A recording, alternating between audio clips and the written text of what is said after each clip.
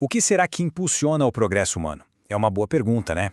Nesta análise, a gente vai mergulhar justamente nisso, nas forças que, ao longo da história, nos levaram a construir uma sociedade cada vez melhor. Para a gente começar a entender o que é o progresso, vamos partir de um feito que é, assim, impressionante. É quase um enigma se a gente parar para pensar. Como é que a humanidade conseguiu dobrar a própria expectativa de vida em um único século? É algo extraordinário.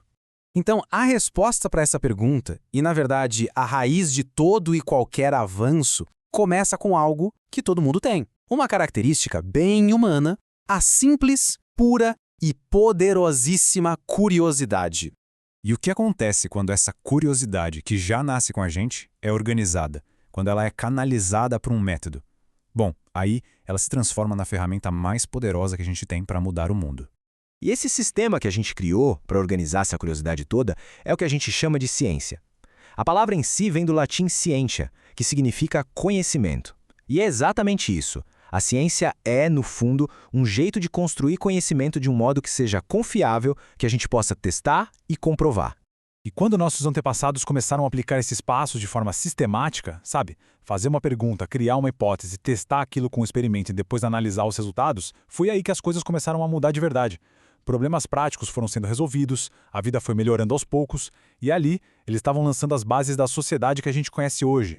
E talvez a prova mais dramática, a mais clara do poder desse método todo, seja o impacto que ele teve na nossa longevidade. Olha só que coisa, no comecinho do século XX, a realidade era bem dura. A expectativa de vida média ficava ali entre 35 e 45 anos. Viver mais que isso era, de verdade, uma exceção e não a regra. E hoje? Bom, hoje esse número já chega perto dos 80 anos em várias partes do mundo. Pensa nesse salto. É algo simplesmente incrível e foi conquistado em pouco mais de 100 anos. É um piscar de olhos na história da humanidade. Ok, mas como isso foi possível? Dois avanços científicos, em particular, foram as grandes estrelas dessa revolução. Foram eles que impulsionaram essa transformação, os antibióticos e o saneamento básico. A história da penicilina é um exemplo perfeito disso. Tudo começou com uma observação meio que por acaso, do Alexander Fleming, lá em 1928. Aí, nos anos 40, outros cientistas descobriram como produzir em massa. E, gente, em menos de 20 anos, a medicina mudou completamente. Infecções que antes eram sentenças de morte se tornaram doenças tratáveis.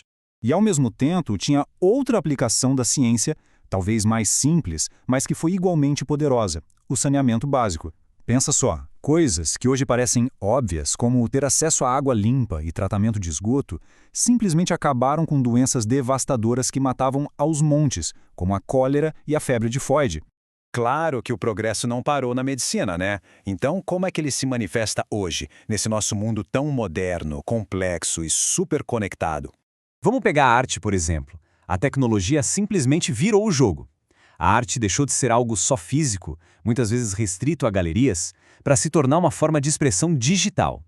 O alcance virou global, instantâneo, e o acesso foi democratizado, o que abriu as portas para um monte de gente nova ser ouvida. E mais, a arte não é só pra gente olhar e admirar. Ela se tornou um agente fundamental para a mudança social, sabe? Desafiando o que é considerado normal e inspirando as pessoas a agir. O progresso também trouxe um outro aprendizado importante. A nossa saúde está diretamente ligada à saúde do planeta. E isso acontece por meio do que a gente chama de serviços ecossistêmicos. Parece um nome complicado, mas a ideia é simples. Pensa assim, as florestas limpam o ar que a gente respira. Os oceanos regulam o clima. São benefícios vitais que a natureza nos dá de graça. Então, proteger a biodiversidade vai muito além de salvar as plantinhas. Quando o meio ambiente é prejudicado, esses serviços começam a falhar. E aí é a nossa própria saúde que entra em risco. Tá tudo conectado.